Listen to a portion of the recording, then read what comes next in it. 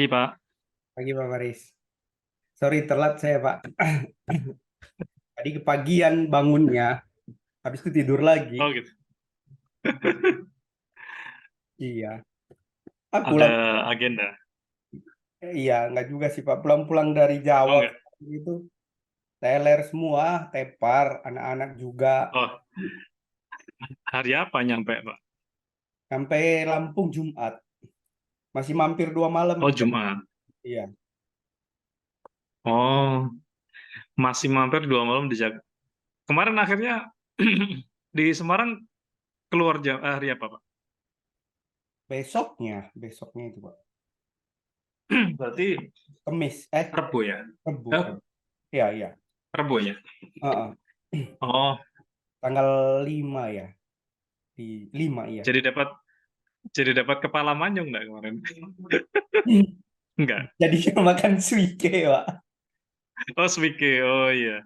Iya, Suike itu kan sebetulnya jenis jenis masakan ya, bukan bukan menu kodok ya. Jadi kodok itu kan salah satu lauknya aja. iya. Itu yang di pinggir kali sana itu, Pak. Oh iya iya iya. Mm-mm. Ya di pinggir kali ada betul-betul. Iya. Ya Itu kalau di naik tanjakan-tanjakan gitu kan. betul. Heeh. eh Siang apa sore? Pagi berangkatnya, Pak. Soalnya Oh iya iya. ah, kemarin itu nggak dapat lagi. Udah habis dia. Dia cuma nyiapin Hmm. 30 porsi apa sehari itu. Oh, Oh tapi gitu banyak. ya. Mm-mm. Aduh. Iya iya. Ya, Sebetulnya apalagi kalau apa pulang capek, yang si kecil udah, aduh, bawaannya bad mood aja. Jadi kita nggak happy jadinya. gitu ya. Jadi ya sudah lah.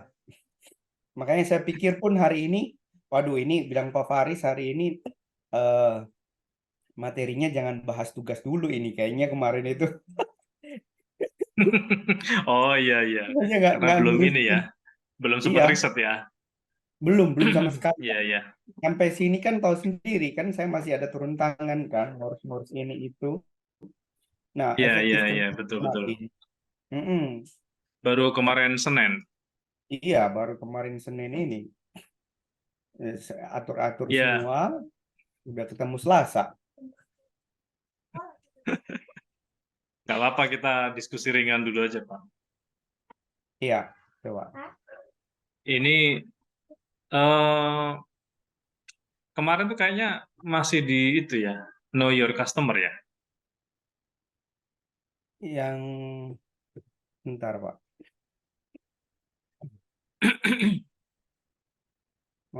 Yang Yang masih saya itu kasih Pak, tugas yang 10, saya kasih know tugas your, 10 your profiling, customer. Ya, betul, ya betul. profiling customer itu ya, ada 10 itu ya. Ya, betul, betul, Pak. Iya, memang beberapa perlu alat bantu memang, Pak. Ada yang apa? Gandeng surveyor, ada yang gandeng apa? Ngasih tugas ke tim untuk survei, survei kecil-kecilan gitu. Hmm, Karena kalau kita kita selesaikan sendiri semua memang butuh waktu ya. memang iya. Butuh Saya waktu. pikir ini nggak Di mudah ini. Iya, di kami sendiri kalau misalnya apa? Selain selain apa? Kirim survei, biasanya kita ini membuat kamuflasenya dengan bikin survei gitu. Survei-survei kepuasan pelanggan atau kadang mengatasnamakan atau gandeng beberapa orang yang sedang ngumpulin data gitu. Jadi mereka Hmm, nggak hmm. keberatan gitu. Karena kalau langsung ujuk-ujuk apa kita tanya, kadang-kadang nggak mau Iya, pasti, gitu. Pak. Ya, dan saya juga sering dapat kiriman apa survei itu. Cuman saya, wah ini kerjaan saya malah saya dikerjain gitu. Saya pernah juga ditanya-tanyain apa lah ini.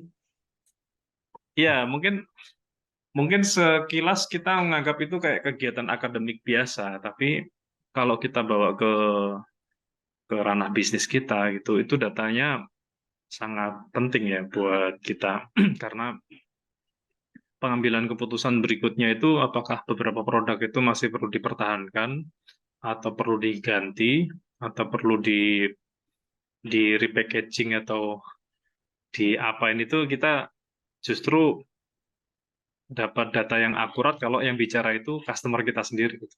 Kalau Hmm. yang bicara itu konsultan atau tenaga ahli lain yang kita ajak untuk mereview produk kita, itu belum tentu mendapat data yang akurat karena kadang mereka tetap tetap apa ya, ada biasnya ya. Biasnya salah satunya mungkin orang-orang yang kita gandeng itu kadang memberikan advice-nya itu apa yang membuat kita senang.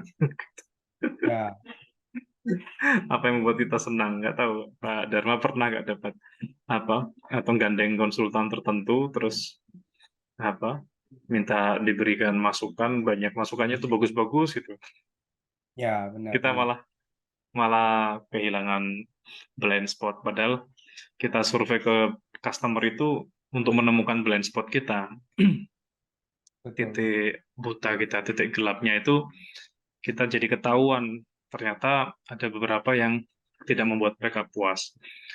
Nah, eh, karena customer ini ujung tombaknya, kan kita semua karena sudah lama ya bergerak di bisnis, bisnis proses kita ini ujung-ujungnya adalah terjadi sales, kemudian terjadi pembayaran dan pembayarannya jadi duit gitu, jadi cash. Hmm. Beberapa beberapa praktisi atau pelaku bisnis akhirnya terjebak di profit karena menganggap profit is the king Hmm. gitu. Mungkin pernah dengar ya istilah ini ya. Ya, ya. Profit is the king, tapi kalau guru saya menambahkan but cash is queen gitu. Jadi profit is the king, but cash is queen gitu. Queen itu ya ratunya. Artinya bisnis ini nggak bisa hidup tanpa cash. Karena banyak perusahaan tutup itu bukan karena rugi. Perusahaan tutup itu karena nggak punya cash. Gitu. Hmm. Hmm. Kan banyak perusahaan tutup itu dalam posisi untung, Pak. Tapi dalam bentuk Eh, aset pernah nggak? Pernah nggak Pak Dharma menemukan ada perusahaan-perusahaan yang tutup dalam posisi untung, bahkan untungnya besar? nggak pernah perhatiin sih Pak, karena beda dunianya, Kenapa? beda kali ininya ya, jadi nggak terlalu peduli. Oh dia Oh tutup iya, profit ya sudah. nggak peduli dengan orang lain, apa Iya, perusahaan lain ya. iyalah. Ngurusin bisnis sendiri aja masih Iya, masih masih nggak jelas. apa full time. Iya, ya nggak tahu Pak Dharma tinggal di perumahan apa di kampung? Rumahan. Perumahan ya. Mm-mm. Kalau di perumahan mungkin jarang ya ada warung kelontong, paling minimarket ya. Mm-mm. Yang terdekat minimarket. Kalau di kampung itu kan ada warung-warung kelontong yang biasanya di pinggir-pinggir jalan. Satu kampung mesti ada satu atau dua jualan sembako, jualan kebutuhan sehari-hari gitu. Ya kayak minimarket tapi ala kampung gitu. Mm-mm. Kan mereka sebetulnya kalau dibuat laporan keuangan itu profitnya tinggi Pak. Mm. Tapi banyak yang tutup. Banyak yang tutup karena mereka nggak sanggup nagih tetangganya sendiri. Betul. Iya. Jadi hasil penjualannya tinggi karena laku terus, Mm. tapi seringnya jadi piutang gitu. Betul. Nah ini sebetulnya materi ini akan kita bahas eh, di bagian operational profitability atau di financial literasi ya, bagaimana membaca eh, keuangan. Karena itu tadi ternyata perusahaan itu tidak hidup dari profit. Profit mungkin menjadi tujuan akhir bisnis, dikejar oleh banyak pengusaha, pelaku usaha, tapi endingnya harus jadi cash. Nah, endingnya jadi cash ini sebetulnya kembali lagi fundamentalnya di mengenal customer kita, karena banyak sekali kami tuh pernah punya piutang itu 4 bulan, pernah juga 6 bulan. Mm. Itu saya rasa-rasanya udah hilang semua itu profitnya. Ya. Bolak-balik nagih itu nggak cair-cair tuh, Pak. Kita udah apa namanya ganti transport atau akomodasi pulang perginya aja udah nggak nyampe itu, Hmm. nggak bisa nutup untuk profitnya. Jadi kayak puasa aja tuh 4 bulan 6 bulan tuh. Hmm. Saya pernah jadi vendornya Telkomsel waktu itu. Telkomsel tuh 6 bulan dengan anak usahanya PTPP itu 4 bulan. 4 bulan pas posisi tidak baik-baik saja. Kalau yang 6 bulan tadi masih posisi agak baik-baik saja dan ada mitra pendana yang ikut membantu gitu. Hmm. Hmm. Tapi kalau nggak punya mitra sama sekali, wah berbahaya. Saya nggak tahu nih kalau di cash flow-nya Pak Dharma ada spelling berapa bulan untuk cash flow itu bisa diproyeksikan bertahan. Hmm. Biasanya berapa, Pak? Kalau yang utang-utang itu sih dulu yang paling lama itu Gramedia aja, Pak. Gramedia itu bisa sampai 3 sampai 4 bulan juga. Cuma kan dia nggak banyak. Dia- Hmm, Jadi yang lain ada yang outlet-outlet Pareto itu juga yang gede itu paling lama 2 bulanan. Nah, kalau udah 2 bulan itu dia malu sendiri. Dia malu sendiri dia bayar. Karena hmm, kenal sama bosnya kan. Terus ya, ya. yang lain paling 1 bulan, jadi masih bisa bernafas lah, karena berarti 50% 2 bulan ke atas masih bisa berputar. 50% Hmm. kan ada yang ini, ada yang cash, ada yang sebulan, masih bisa. Kalau proyeksi cash flow biasanya dibuat untuk disiapkan berapa bulan, Pak? Kalau kayak gitu saya kan nggak ada datanya, jalan Nggak ada. sendiri ya. Mm-mm. Apa iya, Pak? Sampai misalnya ROI, ROE gitu, Nggak Bapak belum bikin punya? kayak gitu-gitu loh, Pak. Oh gitu ya? Wah keren sekali ya. Makanya saya ini terus tipe saya berusaha itu gimana ya, Pak ya? Lihat nih, misalnya ada project nih. Nih, modalnya habis sekian, keuntungannya sekian gitu. Pembayaran berapa lama? Hmm. Udah langsung hajar aja.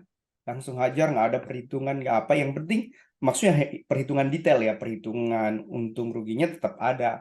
Ah, ini masuk gitu. Nah, Ya, kan kalau kayak model produksi begini kan, Pak, kayak papan tulis itu kan sebenarnya triplek biasa. Cuma memang ada kelebihan ya, yang lain. Kan kita cuma potong-potong terus dirakit lalu dijual gitu loh. Keuntungan lumayan, iya, walaupun gede gitu. Nah, saya pikir kan dengan multiplikasi ini banyak dengan dalam kuantiti banyak, keuntungan lumayan gitu. Jadi ada misalnya biaya-biaya lain-lain di tengah jalan nanti, misalnya ada kerusakan atau mungkin biaya-biaya tambahan itu masih tercover semua, ya sudah saya jalanin gitu loh, Pak. Saya kebanyakan iya, begitu iya, iya, usahanya, jadi nggak iya, terlalu iya, iya. hmm, paling Ya sebetulnya mm-mm, sebetulnya nggak ada masalah dengan dengan metode itu karena tetap endingnya adalah profit dan profitnya jadi cash gitu. mm. Memang fatal juga sih ya Cuman kalau kayak gini terus ya, Pak ya. cuman gini dashboardnya itu kan nggak kebaca nih Pak. Jadi Mm-mm, saya punya kisah menarik yang mungkin nanti bisa jadi kita studi kasus ya. Yang kemarin sempat saya ceritakan guru saya yang jatuh 62,5 miliar mm-mm, itu tadinya juga bermain proyek-proyek seperti itu, Pak. mm, Nah, kebetulan apa namanya ada skema yang mungkin di luar dugaan yang di luar kontrol kita ya. Contohnya waktu itu kejadiannya begini. Beliau dapat order untuk alat berat sama palen clearing ya. mm. Jadi kan bisnisnya itu jasa persewaan alat berat. Waktu itu beliau cerita itu gini, waktu punya satu, itu per bulan untungnya 400 juta. Mm-mm. Nah, kalau dalam logika matematis kan mestinya kalau punya dua, untungnya 800 ya. Betul. Nah, beliau itu punya 72. Nah, diduplikasi jadi 72. Waktu punya 72, itu keuntungannya minus 1 miliar, Pak. Setahun. Oh, Setahun per bulan. Jadi, min- mestinya kalau kalau punya satu untung 400, berarti 72 kali kalau 400 kan, Pak? mestinya 72 kali 400. Tapi kenyataannya ketika punya 72, itu minus 1 M per bulan. Minus 1 M dari semuanya atau minus 1 M dari total yang seharusnya profitnya? Minus 1 M, ya profitnya itu minus 1 M. Jadi sebutannya loss kan, loss 1 M per Oh, bulan. Dari semua operasional dikurangi apa pendapatan, kemudian ya kalau kita membuat hitung-hitungan angka bodohnya kan revenue minus cost equal profit or loss kan. hmm. Omset dikurangi biaya, sisanya ada laba atau rugi gitu kan. Ya, ya, ya, Nah, ya. itu setelah setelah di total semua revenue dikurangin biaya masih minusnya 1 M per bulan. Waduh. Yang ini apa? Ya, tapi ini kisahnya bukan yang di sini nih, karena setelah itu kan beliau menjual asetnya itu. Artinya untuk minus yang 62,5 M itu penyebabnya bukan ini, bukan di sini. Yang ini Mm-mm. udah selesai. Artinya yang saya tadi cuma ngambil sampling, memang cara ngitung bisnis nggak sama seperti matematis lah, itunya begitu. Ya, betul, betul. Punya satu cabang mungkin untung, begitu punya 10 cabang malah minus itu. Ya, betul. Nah, eh, waktu itu dapat order dari anak anak perusahaan multinasional. Nah, nilai orderannya itu puluhan miliar karena dapat order yang biasanya terbayar bagus. Nah, dipenuhin lah gitu. Nah, begitu sudah dapat order kan otomatis cari vendor juga tuh, subkon. Hmm.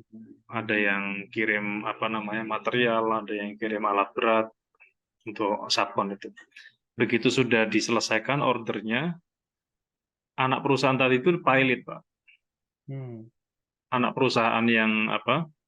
Yang order itu pilot. Pilot atau dipilotkan ini yang apa? Hmm. Kalau di luar sana mungkin biasa gitu. Sehingga tagihan tagihan pembayaran itu tidak bisa dibayarkan. Hmm. Yang biasanya terbayar apa? Lancar, tidak terbayar sama sekali, bahkan perusahaannya sudah nggak bisa ditagih karena sudah pilot. Hmm. Dan apa? Bedanya PT sama CV itu kan salah satunya kalau PT itu sudah pilot, itu sudah hukumnya sama seperti orang mati gitu. Hmm. Jadi dia kan disebut badan hukum ya. Ketika badan hukumnya sudah nggak ada, berarti yang tersangkut dengan utang piutang atau transaksi, berarti sudah berhenti. Ya. Nah, itu kejadiannya. Sehingga ketika tidak terbayar, uh, giliran subkon ini para vendor-vendornya mulai nagih kan.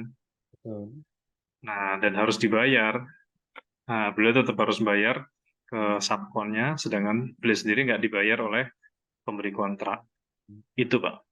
Eh, Salah satu apa kelemahan kalau kita masuk ke wilayah bisnis yang memang tidak bisa dikontrol. Salah satunya di situ. Hmm. Nah, adanya dashboard keuangan, laporan-laporan keuangan yang membuat kita bisa apa, membaca proyeksi, itu meminimalisir resiko itu. Nah, sehingga apa namanya eh, beberapa waktu itu saya belajar sama beliau workshop finansial literasi itu tadinya nggak menyangka kalau apa banyak perusahaan yang untung malah tutup gitu, tapi banyak perusahaan rugi malah jalan gitu. Hmm. Karena ternyata apa jalan atau berhentinya perusahaan bukan karena untung dan rugi, tapi karena cash itu. Mungkin kalau kita kemarin apa namanya eh, lihat di sini, Hmm. ini kan apa namanya, penyebab kedua ini kan run out of cash nih. Hmm, hmm. Penyebab apa, perusahaan itu tutup. Kehabisan dana cash ya. Iya, kehabisan cash. Jadi bukan karena loss, bukan karena rugi, tapi karena kehabisan cash. Perusahaan rugi itu sebetulnya masih tetap bisa jalan kalau masih punya cash. Nah, justru waktu apa, saya belajar financial literacy itu baru tahu ternyata ternyata yang sulit nggak cuma saya gitu. Artinya kan sempat saya ceritakan tuh pas 2009, 2015 itu apa namanya, waktu dalam situasi kondisi jatuh, ternyata bahagia itu jadi sederhana kalau melihat yang lain tuh lebih parah gitu. Ya. Kita kita jadi lebih tenang, lebih lebih merasa apa? Lebih merasa sehat ketika melihat orang lain yang sakitnya lebih parah gitu. Hmm, hmm. Meskipun kita juga sakit. Nah, nah ini tetap apa namanya, yang namanya cash ini menjadi kompetensi yang fundamental. Nah, termasuk misalnya Pak Dharma tadi, kalau tapi laporan keuangan komplit Pak ya, Itu ngalir aja, Pak, banyak kan. ngalir aja, Hmm. istimewa Pak. Kayaknya, Pak. Jadi oke, nanti kita coba diskusi Kayak juga orang Pak ya, zaman karena dulu, gini, Pak. iya Ya, iya iya, persis enggak kayak apa-apa itu Pak, tadi lah. Kayak warung-warung itu. Warung grosir. iya. eh ini tadi kembali ke cerita tadi yang financial literasi. Waktu kita memulai itu kan kayak kita lagi jalan nih, karena kata apa, senior senior kita kan jalanin aja dulu gitu. Ya. Kita jalan, Hmm. begitu sudah jalan, mulai agak bisa kenceng, ganti sepeda. Sepeda sudah mulai ada uh, panelnya nih, ada remnya, ada belnya. Kemudian mulai agak kenceng lagi pakai motor. Nah, motor sudah mulai ada indikator lain. Ada fuelnya, ada bahan bakar, ada RPM, ada speedometer. Nah, begitu agak kenceng lagi ganti mobil. Mobil ada dashboard yang berbeda lagi. Tambahannya ada termometer, ada suhu. Kemudian eh, ada odometer dan sebagainya. Begitu mulai kenceng lagi naik jadi pesawat. Nah, pesawat dashboardnya lebih gede lagi gitu, lebih banyak lagi. Nah, cerita yang tadi jatuh 62,5 M itu adalah mengendarai jet tempur tapi tidak bisa baca dashboard. Hmm. Jadi apa? Udah pentempurannya kenceng, jetnya juga larinya kenceng, tapi dashboardnya nggak bisa dibaca. Nggak tahu ketinggian berapa, nggak tahu di depan ada apa, karena nggak bisa baca, itu berbahaya sekali kan Pak. Tiba-tiba ada apa, pegunungan yang tinggi yang nabrak gitu, atau ternyata bawahnya langsung air yang nyungsep gitu. Jadi sebetulnya kalau kita menyusun laporan keuangan itu fungsi utamanya adalah membantu kita bisa membaca dashboard apa, dashboard kendaraan kita ini, kendaraan bisnis kita itu. Hmm. Ini kita selagi lari kencang, apa lagi berhenti, atau lagi di ketinggian berapa, itu bisa kita ukur gitu. Sehingga kalau mau exit misalnya, kayak beberapa teman saya itu menarik tuh yang properti itu. Dia exit ketika return-nya sudah 2 kali dia invest. Jadi misalnya dia akuisisi lahan senilai 5 miliar. Kemudian lahan itu diolah sedikit, ada yang nawar 12 atau nawar 11. Langsung dia lepas, meskipun proyeknya belum selesai. Karena yang dia hitung exit itu, karena berhasil masuk belum tentu berhasil exit gitu. Ya, ya, ya. Misalnya, misalnya kami Kemarin saya sempat cerita ya pas Pak Dharma main ya. Kami waktu main warnet berhasil masuk, tapi exitnya nggak beres. Exitnya nggak beres. Kita malah diberesin sama COVID gitu. Diberesin sama COVID. Kita waktu tahun 2013 apa 14 itu ya. Kita bahkan nutup cabang kita sendiri karena cabang kita dimakan oleh cabang kita yang lain. Artinya dari hasil analisis keuangan kita, ternyata omset punya satu dan omset punya dua itu sama. Berarti yang dua ini ada yang mengkanibal cabang yang terdekat. Ya, ya. Sehingga ketika kita tutup sekalipun, ternyata omsetnya tetap sama. Berarti selama ini mereka berantem tuh, berantem di kue yang sama. Nah, mungkin buat sebagian orang nutup cabang itu sayang gitu. Tapi buat buat kita karena based on data, datanya itu nggak profit, bahkan mungkin makan mengkanibal cabang yang lain, ya kita close. Itu no hard feeling, no emosi. Jadi karena intellectual sport, not emotional sport. Jadi kita memutuskannya dengan intelektual bukan dengan emosi. Termasuk apa ya, bahasa kalau di perusahaan kan mungkin ada yang melepas karyawan, Hmm. ada yang kalau kalau di marketing itu melepas customer, Pak. Bahkan ada beberapa customer yang kita lepas, udah nggak perlu digarap lagi lah itu, karena selama ini jadi bad customer gitu. Hmm. Bad customer ini yang membantu kita untuk menemukan OCF. Kalau yang bad debt sama good debt itu membantu kita untuk FCF. FCF sama OCF masih ingat, Pak ya? Sih, Pak. Catatan. Ya. Operating cash flow, Ya, financing cash ya. flow, sama investing cash flow ya. Ya. Iya. Jadi em, kenapa kolam, oh, kenapa yang 10 ini fundamental ini ya? Ini ya kemarin ya. Hmm. Hmm. Waktu itu analoginya begini, Pak. Saya dikasih bantu sama guru saya itu analoginya gini. Kita sebetulnya kayak orang mau mancing gitu. Kita mau mancing di mana sih? Mau di samudera apa di kolam, atau di kolam pemancingan gitu. Nah, beberapa orang melihatnya eh, samudera itu kan luas, ikannya banyak, Hmm. bahkan mungkin miliaran ikan di situ.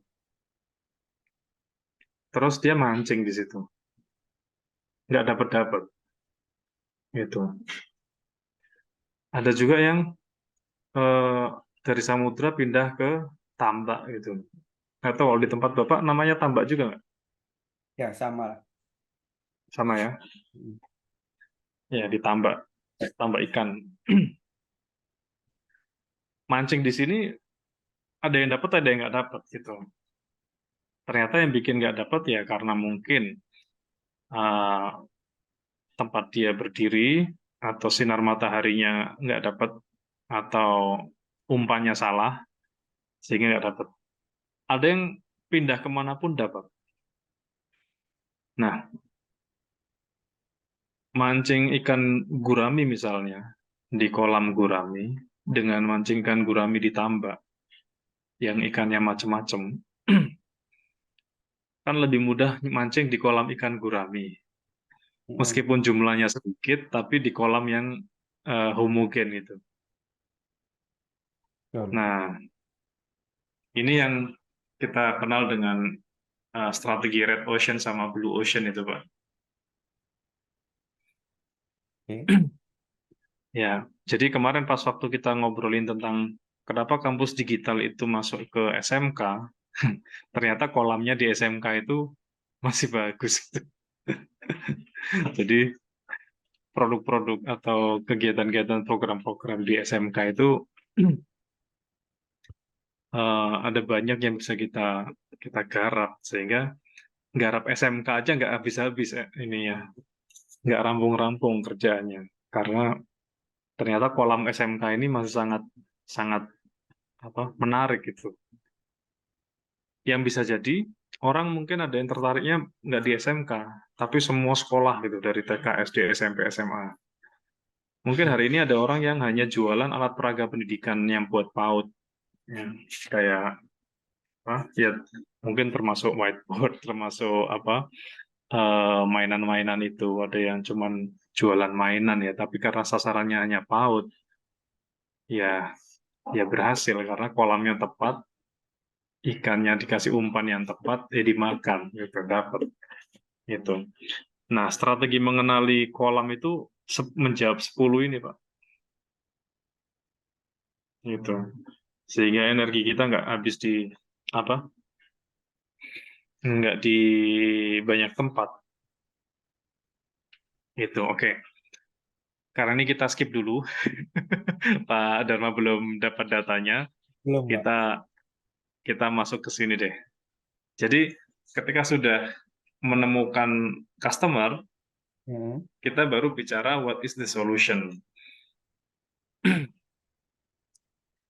Ini produk inovatif nggak, Pak? Ya, Bapak pakai nggak?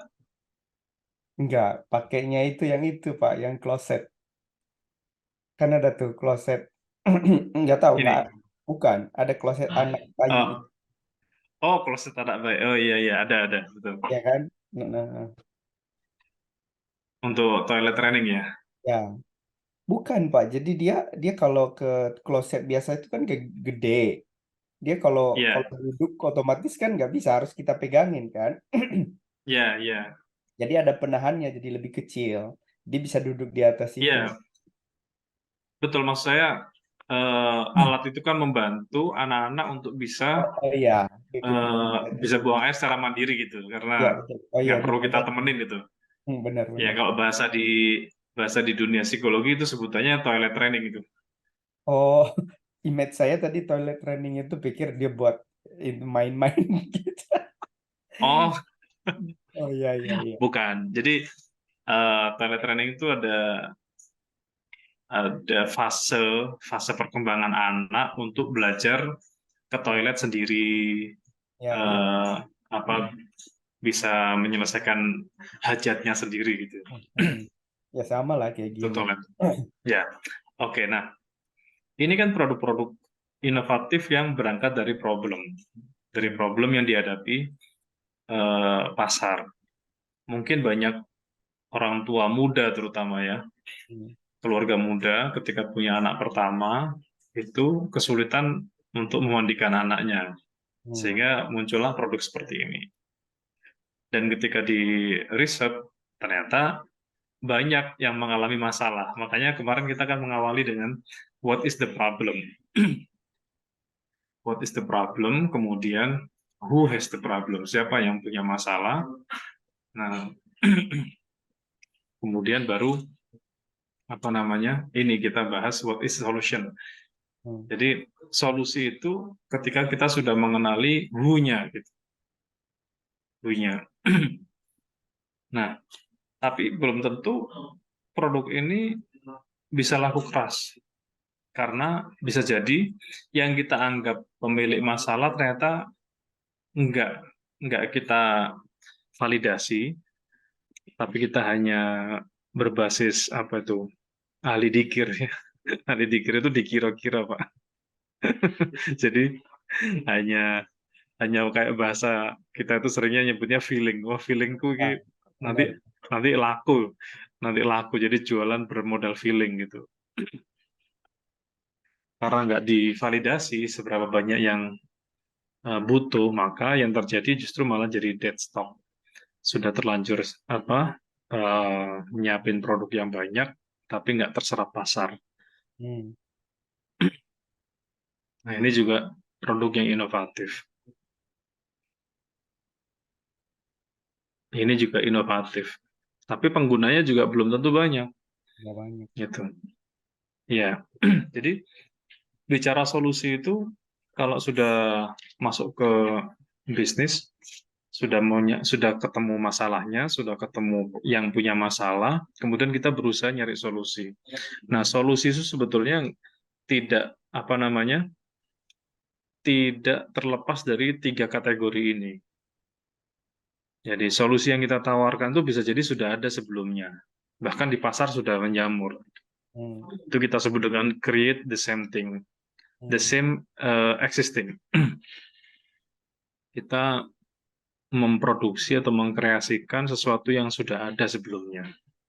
hmm, Atau solusi yang kedua sebutannya adalah disrupt existing, mendisrupt yang sudah eksis.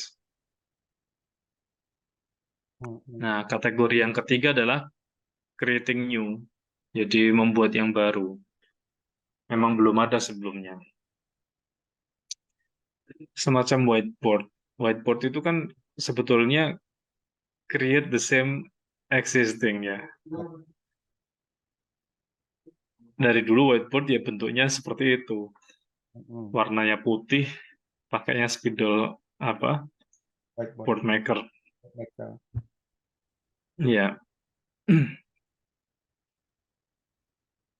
Eh, munculnya disrupt existing itu contohnya apa? Sesuatu yang mendisrupt yang sudah ada. Ya digital Pak. Eh, layar layar presentasi itu bukan. Yang Digital maksudnya apa? kecil, yang whiteboard yang tadi itu bisa portable, yang bisa dihapus pakai tombol. Yang Oh iya. Itu itu kan ukurannya kecil, Pak. iya, cuma kan sebenarnya kalau misalnya ketemu masalah kekecilan gitu kan dari pabriknya kan dia tinggal custom size aja. Iya, iya, iya.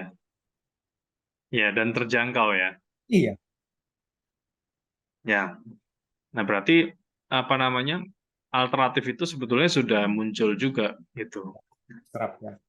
Kalau kalau disrupt existing eh, munculnya whiteboard digital atau portable, ya mungkin disrupt yang sudah ada.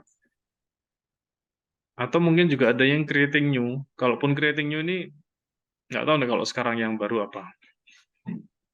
Kalau setahu saya yang apa layar presentasi digital itu sudah ada lama ya.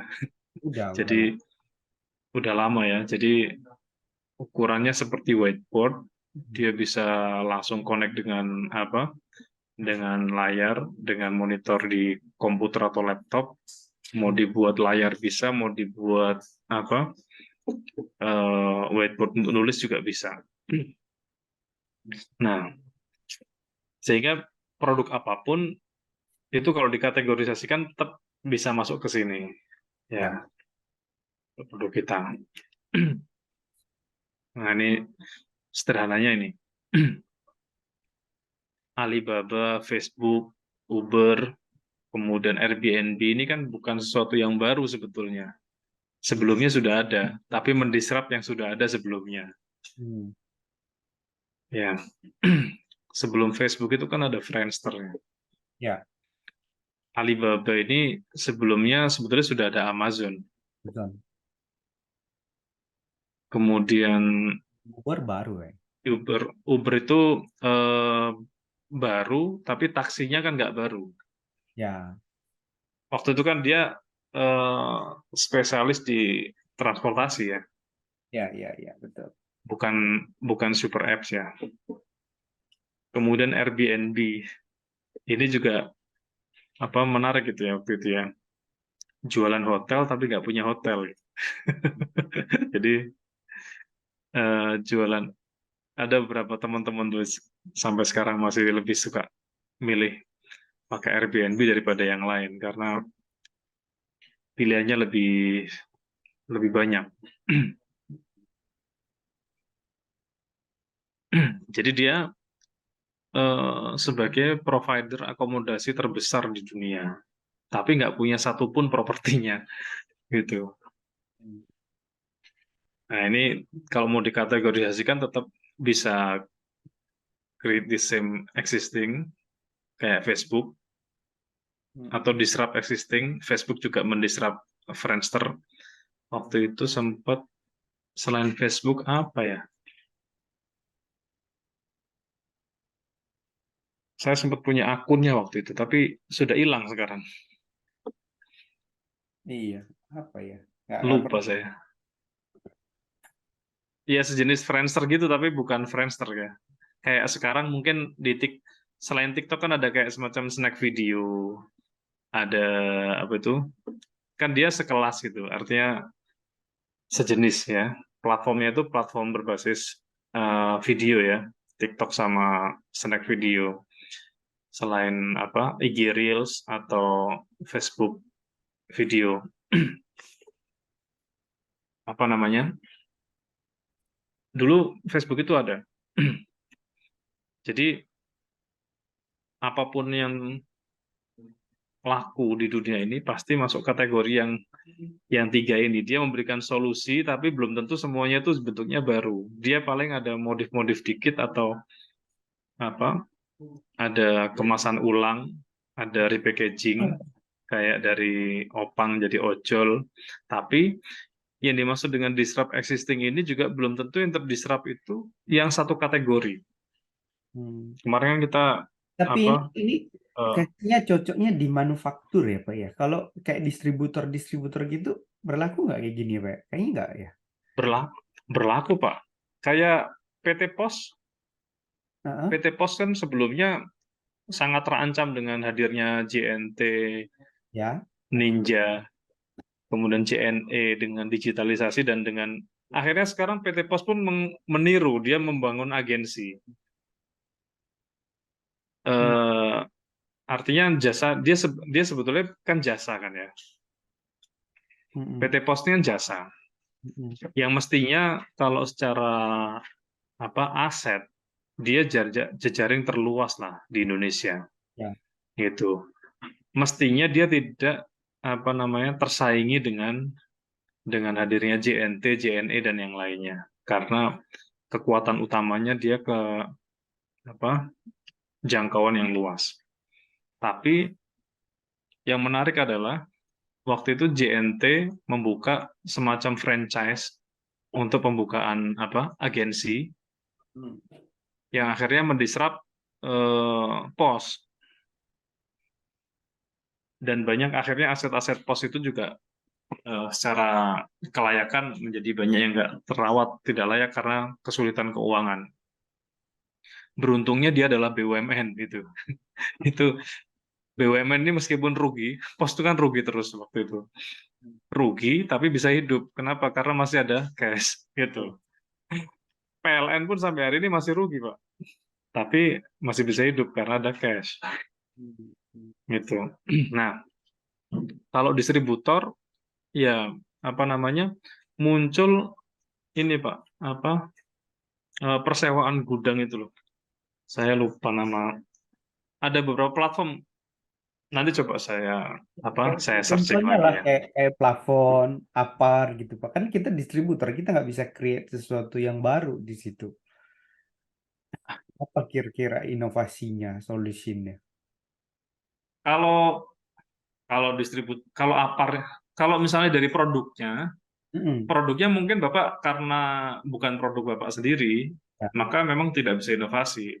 Tapi betul. yang bisa diinovasikan adalah jenis bisnisnya. Kan jenis bisnisnya kan distributor. Ya. Distributor ini kan apa eh, istilahnya kalau di compare masuknya kategorinya sama dengan jasa distribusi, jasa logistik, jasa apa namanya eh, pengiriman ya, Mm-mm. jasa pengiriman. Jadi memang tidak ada inovasi di sisi produknya, tapi inovasinya bisa di sisi jasanya. Hmm. Nah, inovasi di sisi jasa ini kan sebetulnya banyak Pak kalau distributor. Mm-mm. Itu yang apa menggunakan yang sekarang lagi naik daun nih, populer nih, Avilio. Mm-mm. Itu kan distributor, Pak. Kemudian tempat pulaan lagi namanya Ella. Ula. Ula juga distributor.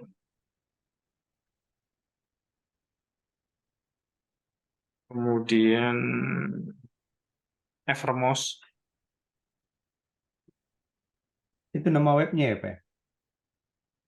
aplikasi dan web. Contoh dia dia distributor apa itu, Pak? Eh, Kebutuhan rumah tangga. Dan itu dia berhasil. Jadi ya kalau setahu saya dia masih eksis ya sekarang, dan apa namanya, promo-promo untuk jadi resellernya masih tinggi gitu. Jadi yang dia buatin adalah platform resellernya gitu. Hmm. Sehingga apa namanya, dia tidak perlu untuk orang menjadi agennya dia itu, dia sudah menyiapkan semua apa semua aset digital untuk bisa ditinggal upload, tinggal share gitu, Pak. Hmm. Itu kan sebetulnya bisnis distributor. Hampir semua pemain-pemain digital itu kan apa, beberapa itu memulainya dari dropshipping, dari Hmm. reseller, kemudian dari affiliate, dari referral. Hmm. Hmm. Yang itu semuanya bisnis, itu semuanya masuk kategori bisnisnya bisnis distribusi, Pak. Ya, betul. Mereka mereka tidak punya produk sendiri gitu. Hmm. Hmm. Setelah itu baru sebagian eh, membuat branding sendiri, membuat kalau bahasa kita sering menyebutnya dengan maklun itu, Pak. Hmm. Eh, saya nggak tahu kalau di tempat Pak Dharma maklun itu populer apa enggak gitu. Nggak begitu, Pak. Kenapa? Nggak begitu ini populer. Tapi tahu maklon Nggak itu. begitu populer. Mm-mm. Iya, artinya kan produksi di tempat orang, kemudian dimerkin pakai mereknya dia sendiri, dijual menggunakan jalur distribusi sendiri. Ya. eh Bapak pasti ketahui Unilever kan? Mm-mm. Kira-kira Unilever itu perusahaan apa, Pak? Itu kan yang sabun-sabun itu kan, Pak. Iya, tapi dia masuknya kategori perusahaan apa? Kategori perusahaan manufaktur kan, Pak. Enggak, dia nggak punya pabrik, Pak. Oh, dia nggak punya pabrik. Enggak. Coba Bapak cari pabriknya Unilever di Indonesia di mana. Oh iya ya. Masuknya kategori apa, Pak? Berarti maklon itu, Pak ya. Iya, jadi dia dia perusahaan riset dan distributor, Pak. Oh. Oh. Jadi dia apa, eh, perusahaan riset, risetnya menghasilkan formula, formulanya dia bawa ke pabrik yang memproduksi, Hmm. dia maklun menggunakan mereknya dia, nah dia kuatnya di distributornya itu, jejaring distribusinya itu. Iya, iya, iya. Saya pernah jadi vendornya soalnya tahun berapa, 2000, sebagai vendor untuk ini sih, pelatihan gitu. Oh. Pelatihan waktu itu saya lupa kalau tahun 2016 atau 2017. Waktu saya tanya itu pun para apa agensinya itu ternyata vendor juga. Sampai saya tuh, wah keren sekali ya, perusahaan yang kita kenal gede banget, secara karyawan dia sangat efisien, Hmm. secara produk sangat efisien, secara apa kapital sangat efektif gitu. Jadi kapitalnya sangat efektif, operationnya sangat efisien karena produksi dikerjakan perusahaan orang, kemudian distribusi dia buat konsepnya, tapi SDM-nya dari perusahaan orang. Jadi apa sangat-sangat efektif dan efisien tuh, gitu. Hmm. Kapitalisasinya milik dia sendiri gitu. Dia concern di kapitalnya aja. Hmm. Hmm. Jadi kalau tadi kita bicara apa kategori, memang kalau oh iya, kemarin kita sempat nyinggung bisnis model ya. Bisnis model. Ya, yaitu yang membuat bisnis model itu presisi, yang menjadi kekuatan inti perusahaan itu ya ketika value-nya itu betul-betul tajam gitu, sharp gitu. Hmm. Ketika Unilever itu menempatkan diri sebagai perusahaan riset, ya, perusahaan riset dan distribusi itu sangat tajam sekali. Dulu tahun 2008 kita pernah dapat sosialisasi, bukan sosialisasi, seminar ya, seminar, tapi yang ngisi itu eh, apa direktur marketingnya Unilever gitu, Hmm. cerita gitu. Ceritanya cuma begini, kami itu ngurusin kulit kepala aja kapitalisasinya 3 triliun gitu. Wow, wow, wow, wow. Baru ngurusin kulit kepala katanya. Jadi dia bikin produk sampo, produk minyak rambut, produk apa, vitamin rambut itu eh, maksudnya kategori dia itu kategori kulit kepala itu. Iya, Belum ngurusin badan orang ya, belum ngurusin muka muka orang gitu.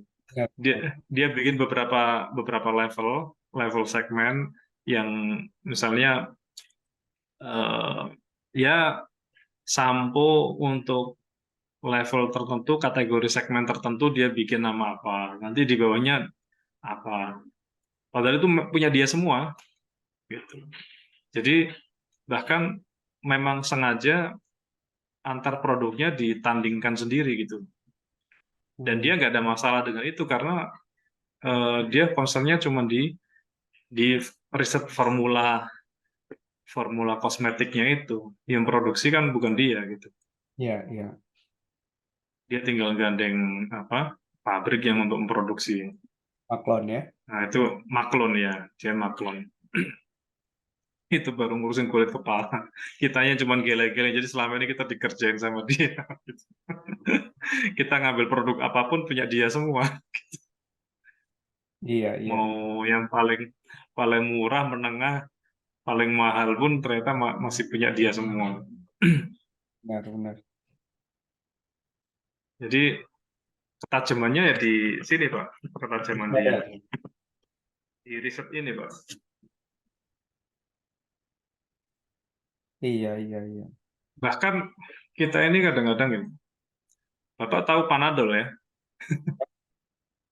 Iya kan, Isinya konten utamanya kan paracetamol kan. ya paracetamol. Sama sama dia kan dimainkan gitu, sama dia yang bikin ya. Itu produksinya siapa ya? Kimia Farma atau Konimax. oh, Bukan. Onimax ya? Saya Konimax. lupa itu. Intinya apa? Panadol. Dia perusahaan yang sama, tapi untuk sakit kepala dia bikin Panadol. Untuk nyeri head dia bikin Feminax. Untuk apa namanya? Sakit gigi dia bikin apa lagi? Padahal konten utamanya sama, Paracetamol. paracetamol. Iya. Jadi itu masuknya ke sini, Pak. Apa namanya? Untuk menentukan konten apa yang akan dikampanyekan, dipublish untuk dinaikkan jadi kebutuhan itu di sini. Karena kemarin kan kita sudah sempat belajar ya, pembelian itu terjadi ketika ada masalah. Masalah terjadi ketika ada karena ketika ada kebutuhan, kebutuhan terjadi ketika ada masalah. Hmm. Maka kenapa pertanyaan what is the problem itu adalah pertanyaan yang betul-betul fundamental yang perlu kita jawab untuk bisnis kita. Itu karena tidak akan pernah terjadi pembelian kalau tidak ada kebutuhan. Tidak pernah ada kebutuhan kalau tidak ada masalah. Nah, Hmm. Unilever itu bisa menemukan masalah yang dialami oleh semua segmen gitu. Segmen bawah mungkin isunya murah gitu. Sabun murah, wangi, udah selesai dia siapin. Hmm. Segmen berikutnya ada yang jerawat. Segmen berikutnya ada yang anti aging. Segmen berikutnya ada yang eh, apa bau badan. Segmen berikutnya ada yang ya macam-macam. Itu dan dia buatin setiap problem itu satu produk untuk memberikan solusi itu dan dia kampanyekan terus. Dia kampanyekan terus sehingga meskipun kontennya sama, tapi cara mengkampanyekannya berbeda. Hmm. Kalau kita kumpulin dari semua sampo itu mungkin kontennya sama semua. Kayak kita ngumpulin obat sakit kepala itu kan kontennya sama semua. Hmm. Beda-beda dikit di beda-beda dikit di komposisi persentase Ya, apa ukurannya ya. Tapi kontennya kan sama itu. betul. Tapi untuk orang yang apa pekerja lapangan ada sendiri, orang kantoran ada sendiri, orang orang yang selalu di perjalanan ada sendiri. Ya, Dibuat begitu, Pak. Nah, hijab ada dan yang pakai jilbab. pakai jilbab sendiri. Itu apa betul-betul tajam dia di riset ini gitu. Makanya memang riset ini sangat menentukan keberlangsungan kita itu. Kalau kita bisa menjawab ini, itu kita nggak mudah terjebak dengan kata-kata orang yang lain gitu, yang nggak masuk kategori gitu. Hmm. Gitu. Sehingga orang-orang yang masuk ke blue ocean itu ya menempatkan kompetisi sudah nggak relevan gitu, karena sudah nggak merasa punya kompetitor, sudah sangat tajam dengan jawaban-jawaban ini gitu. Iya ya. Survei ini ya. Iya, survei ini dan ini pun nanti akan jadi bahan konten. Kenapa ini saya ulang-ulang terus kan ini jadi bahan konten kita pada saat entah itu ngiklan, entah Hmm. itu apa Bikin status real. status sosmed, website, marketplace itu ini jadi bahan konten semua ini Pak. Bahan Hmm. kontennya dari sini gitu. Hmm. Hmm. Kalaupun kita menggunakan teknologi AI, kita memilih prompt yang tepat gitu. Memilih prompt yang tepat untuk mendapat feedback yang tepat. Karena kalau kita nggak ngasih prompt yang tepat, AI ini eh, si malakama ya, kadang ya Iya, membantu tapi juga membuat kita nggak dapat esensinya gitu. iya, iya. Kalau Kalau promptnya nggak tepat. Makanya sekarang lagi beredar banyak pelatihan-pelatihan tentang bagaimana membuat prompt yang tepat di ChatGPT ya. banyak itu. Iya, iya. Oke, saya lanjut. Nah, jadi kegiatannya si Unilever tuh ini Pak, dia membangun produk dengan riset. Jadi dia, tapi memang berbiaya mahal ya, karena apa namanya? Artinya gini, meskipun dia tidak punya pabrik sendiri, tapi bukan berarti dia apa namanya tidak ada pengeluaran gitu.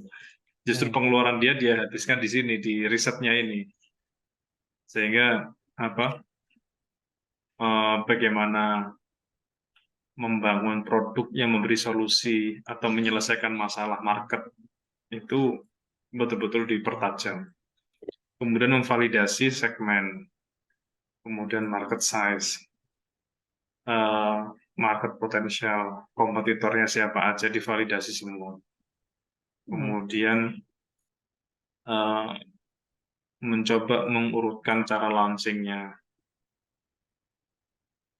bagaimana menembus pasarnya, membuat marketing plan-nya, sales plan, pricing plan, distribution plan, itu betul-betul dipertajam.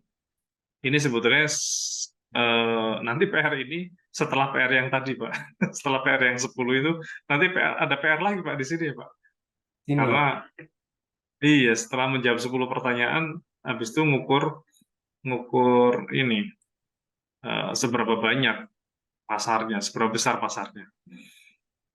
Kemudian seberapa banyak kompetitornya, baik dari sisi konvensional maupun dari sisi digital. Nanti kalau pakai digital kita menggunakan teknik analisa data digital, entah itu menggunakan organik maupun anorganik, kayak SEMrush, kemudian Nelpatel itu Ubersuggest, kemudian Google Analytics, Google Trend, itu kita gunakan untuk salah satunya memvalidasi bagian ini. Nah, makanya kenapa waktu kita pertemuan pertama dulu ya, kalau sekedar menguasai teknik atau tools-tools atau software-software digital itu bukan sesuatu yang sulit dipelajari gitu. Iya. Tapi jauh lebih penting kalau kita sudah mengenali dulu tools itu akan kepakai di bagian mana gitu. Sehingga kita tidak terjebak dengan rutinitas tanpa terukur gitu. Betul, betul.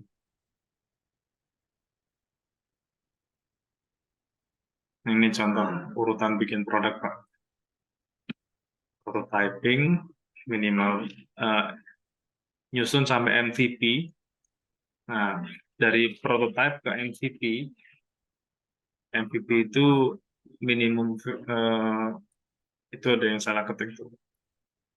Minimum valuable product. Jadi produk minimum yang punya nilai di pasar. Begitu laku, nah baru kita bikin mass produknya, produksi massalnya. Dan ini yang membuat riset itu mahal ya karena di sini nih.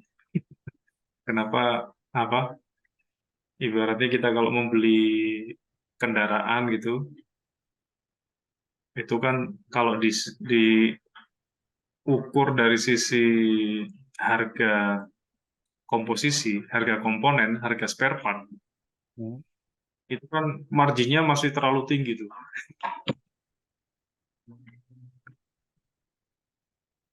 Jadi kalau kita sekedar nyusun, wah ini platnya ini paling bobotnya sekian, bahan bakunya habis sekian, kemudian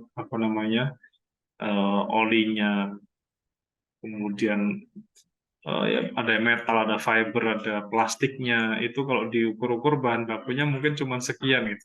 Kok harga jualnya bisa mahal sekali? Ya karena ada product development yang riset yang harus dibayar juga gitu. Tentang kenyamanan, tentang tinggi badan, kayak waktu saya cerita kursi itu antara orang Asia dengan orang Eropa berbeda karena ada ilmunya itu. Kalau di kampus dulu saya ada pelajaran namanya ergonomi. Baru tahu kalau ukuran bolpen kita ini kenapa beda itu. Baru tahu setelah belajar itu. Ukuran diameter panjang pendeknya bolpen, kemudian kursi, tingginya kursi, lebarnya kursi, pegangannya kursi itu beda semua karena ada ilmu ergonominya. Iya, iya, iya. Nah, ketika kita sudah mulai campaign, mulai jualan, maka yang kita jual itu bukan produknya, tapi sell the problem you solve. Jadi solusi yang kita berikan dengan hadirnya produk yang kita bawa itu solusi apa itu. Karena di mana-mana kalau kita jualan produk aja itu ya eh, tantangannya banyak gitu. Orang bicara kelemahan itu lebih banyak daripada kelebihan. Mm-mm. Tapi kalau kita bicaranya solusi, maka orang itu akan mau beli berapapun kalau dia masalahnya selesai gitu. Kayak kita sakit gigi atau sakit kepala gitu. Hmm. Itu nyari obat itu yang penting sakitnya rampung gitu. Berani bayar berapapun, nyari kemanapun gitu. Tapi kalau sudah nggak sakit kepala, ditawarin obat yang sama, nggak mau beli, nggak bakal dibeli. Betul, betul. Iya, Pak Dharma saya tawarin obat diabetes terbaik juga nggak bakal dibeli kan. Ya. Tapi kalau ada orang yang sakit diabetes, kebetulan satu mastermind saya itu ada yang eh, kerjaannya di PBF, perusahaan besar farmasi tapi spesialisnya di diabetes, jualannya insulin itu. Hmm. Versi dia, produknya dia itu kalau secara kompetisi itu paling mahal, Mm-mm. tapi penjualannya juga tertinggi gitu. Karena kalau sudah masuk ke bisnis kesehatan itu orang itu mau beli berapapun, Ya, yang penting sembuh gitu, betul. yang penting nggak merasakan kesakitan gitu. Nah, Mm-mm. sebetulnya perilaku ini tidak hanya terjadi di bisnis kesehatan, di bisnis apapun perilaku ini tetap menjadi perilaku yang melekat di pola psikis, pola psikologis. Mm-mm. Orang itu beli itu karena nyari solusi. Kita beli air minum ya karena haus atau karena eh, yang lain. Kenapa sama-sama haus? Ada yang beli Pocari Sweat, ada yang beli Coca-Cola, ada yang beli Sosro, ada yang beli air mineral gitu. Nah, itu kan karena kampanyenya sudah dinyampe ke otak kita nih. Kayak eh, Pocari Sweat pernah minum Pak ya? Pernah? Itu kan dikenalkan adanya ion ya, Ya, untuk dehidrasi. mengembalikan ion.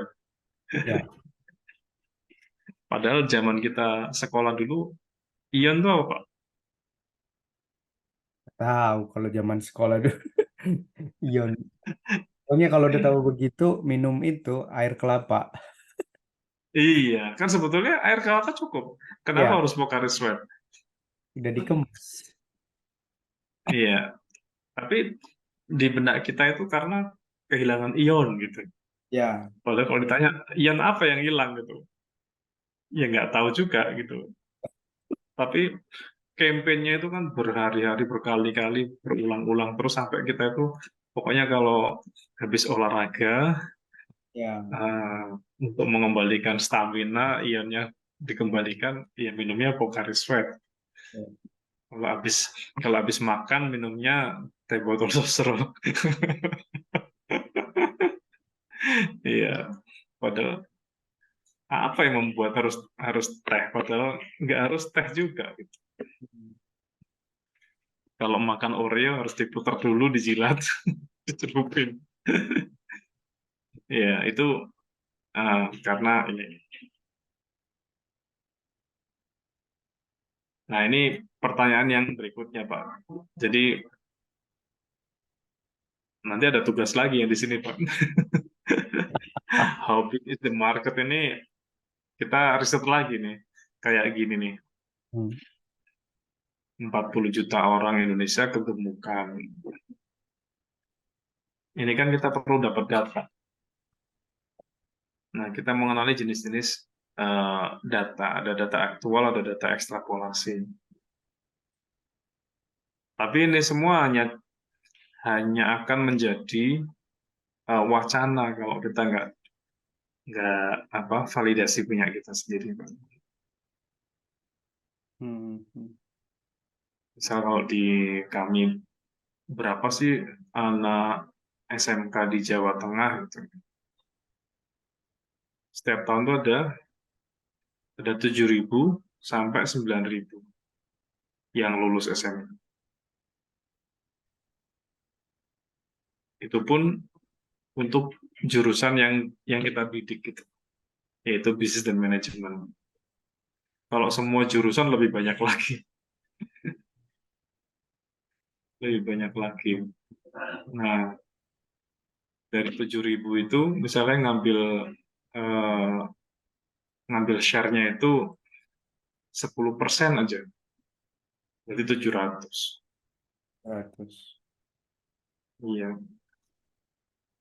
Sehingga kalau misalnya ada kompetitor lain yang ngambil 90% yang lain juga nggak masalah, kita cuma bidik 700 aja.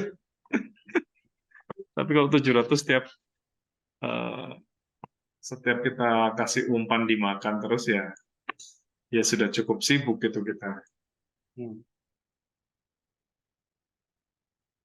Gitu. Begitu, Pak. Ini cara membaca data. Tapi data ini bisa kita baca kalau sudah ada datanya. Iya, yang ambil data ini. Iya. Nah, jadi aktual data itu kayak konsumsi per kapita. Ya mungkin kalau di punya Pak Dharma, kalau whiteboard, misalnya penggunanya adalah sekolah dan perkantoran, berarti data sekolah, data kantor, di area yang menjadi target market. Hmm. Misalnya di Indonesia, bisa Indonesia. Kalau di Lampung ya selampung. Kalau di Sumatera ya, di Sumatera ada berapa.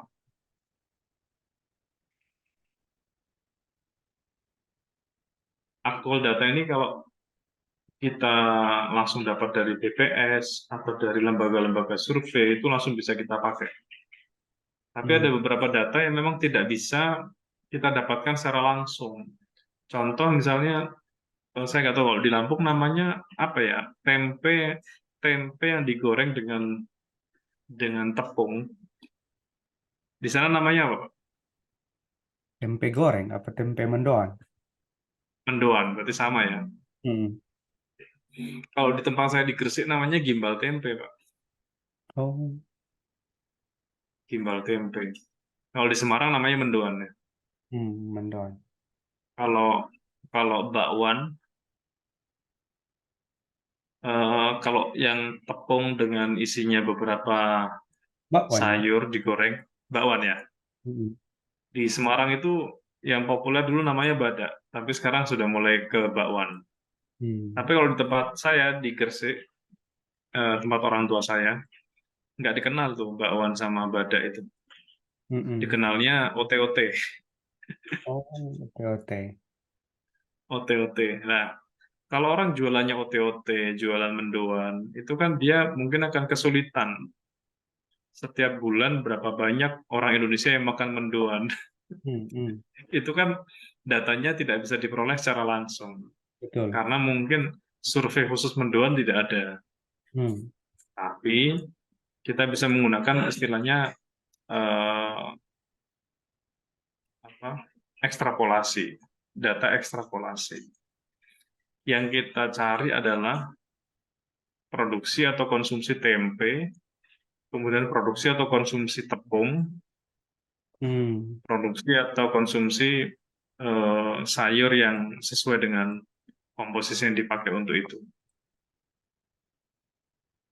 Yang itu kita jadikan data ekstrapolasi untuk mengambil ring ya. Ini contoh sederhana misalnya. Hmm. Di Kebumen itu ada 50.000 siswa aktif. Kalau sehari siswa itu menghabiskan 25.000 untuk belanja di rumah makan, berarti market size bisnis rumah makan itu sekitar 400 miliar per tahun. Hmm. Di Kebumen, di Kebumen yang segmennya siswa. Siswa ya. Iya. Nah, sebetulnya kayak ngitung yang whiteboard itu ya bisa juga menggunakan data ekstrapolasi seperti ini. Tapi sekali lagi bisa dihitung kalau ada datanya gitu. Kita kita cari dulu gitu. Kita cari dulu datanya, entah itu di BPS atau di hasil-hasil survei yang lain. Hmm, hmm. Termasuk waktu saya kirim, kayaknya sudah pernah saya kirim ya data digital itu ya, tentang perilaku digital, digital behavior. Udah, Udah pernah ya? udah, Pak. Oh ya, itu kan apa? Kalau kita mau masuk ke pasar digital, ya kira-kira gambar pasarnya seperti itulah gitu, based Mm-mm. on data gitu. Berapa lama dia main HP, berapa apa, seberapa sering dia eh, ngakses website atau sosmed atau marketplace itu kan terpetakan semua gitu. Hmm.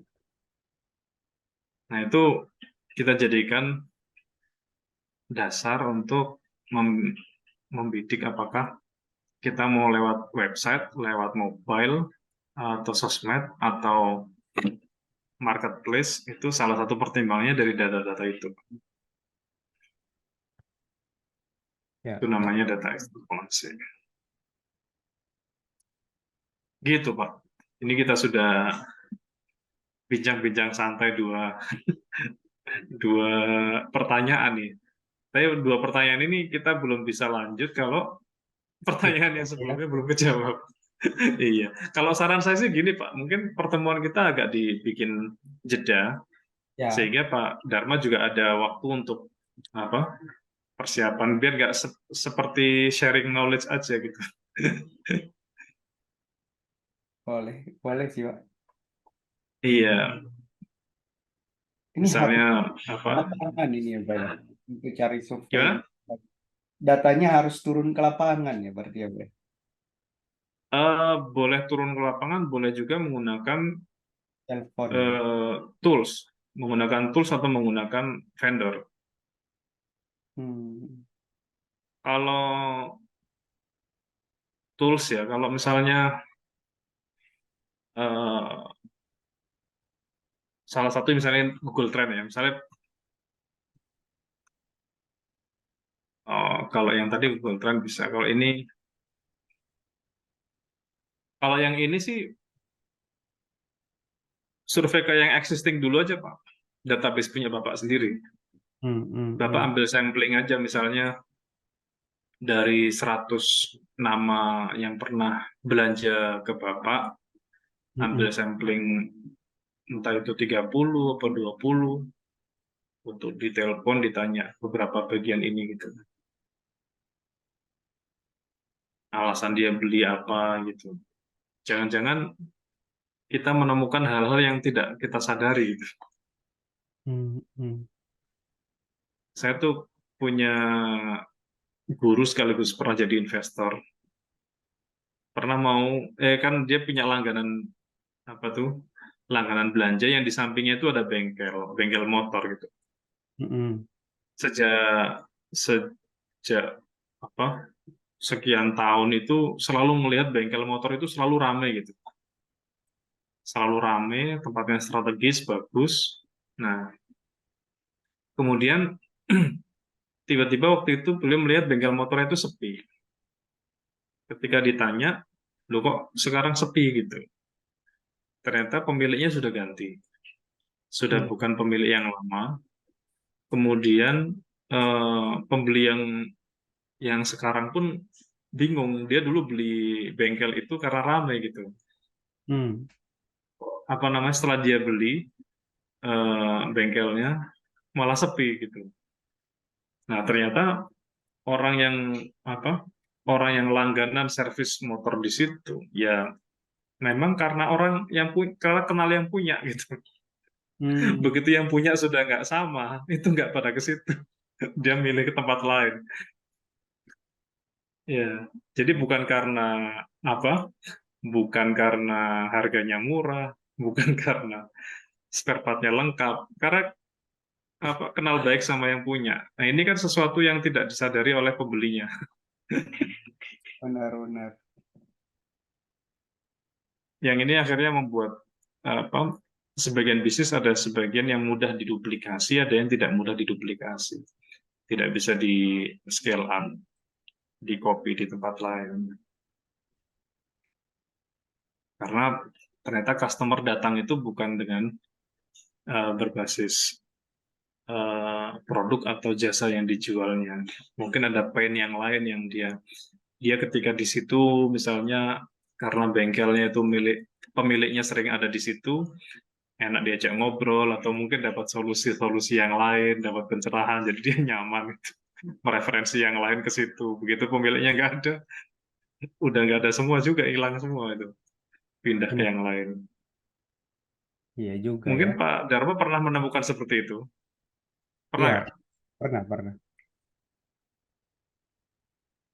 Ini kayak nggak usah jauh-jauh juga lah papan tulis gitu. Papan tulis Iya. kebanyakan kalau dibilang harga, kadang banyak supplier yang nawarin dari luar kota, dari Jakarta, Hmm. segala macam. Mereka lebih murah, tapi Hmm. tidak kami sama saya gitu loh. Karena udah ada kontak batin nama yang langganan-langganan di sini, yang toko-toko. Cuma untung Iya, 1.000 2.000 rupiah, tapi pertemanan jadi ini. jadi Udah gitu. rusak. Iya, iya, yaitu pain-pain yang eh, pain atau sebutan kita kalau di digital business architecture ini pain problem ya, atau problem statement yang mungkin statement itu nggak kita dapatkan kalau kalau lewat ChatGPT, Pak. Ya, Gitu. harus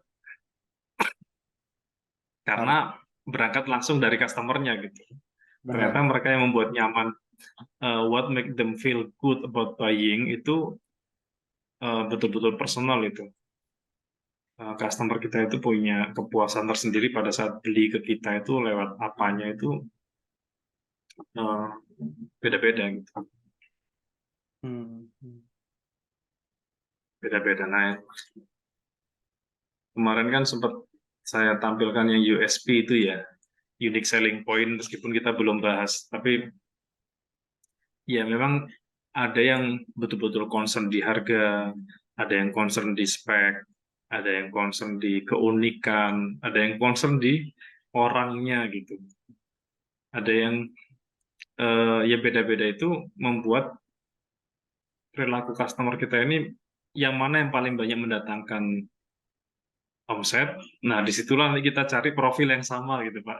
Kalau mau buka cabang atau buka mitra gitu. Iya.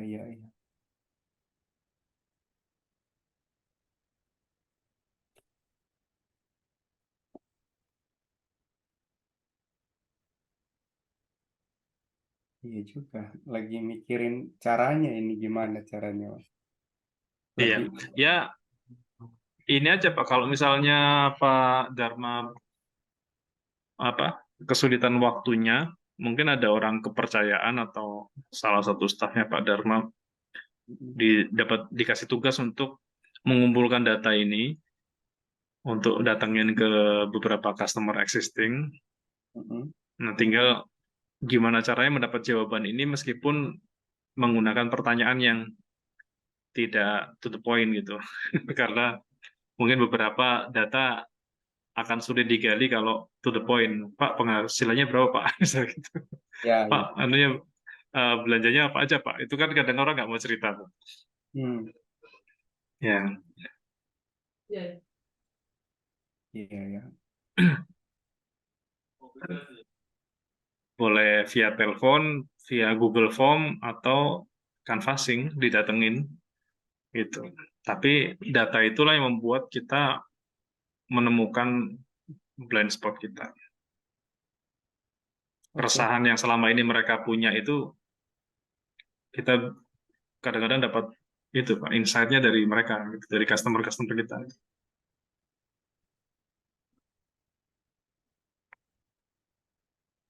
Mm-mm. Gitu Pak Dharma. Iya, Kita semakin bikin. mikir kan Pak. Iya. Karena memang fondasinya di situ ya, Pak ya. Iya, kita Kalau jadi gelap itu kan karena kita nggak kenal ya dashboardnya nggak bisa kita baca itu Pak. itu nggak bisa main-main, nggak bisa sembarangan. Kalau udah begitu itu harus itu sih pikirannya biar lebih maksimal aja. Iya, Ya, kalau mengandalkan data digital juga nggak apa-apa, tapi dia mungkin belum mencerminkan langsung apa customer existing. Hmm, hmm. Kayak customer Kalau marketing saya kan memang toko-toko ya Pak ya. Apa perlu juga ditanyain ke? ya, oh iya, karena mereka kan langsung ketemu customer yang beli ke mereka. Hmm, hmm, hmm. Justru mungkin menggunakan metafora itu lebih mudah. Metafora itu begini, bikin perumpamaan kalau selama ini pembeli ke, misalnya Bapak ketemu customer-nya Bapak yang jual ke customer ya, ke end user. Hmm, Terus nanyanya ini apa pembelimu itu biasanya siapa sih gitu? Siapa aja gitu?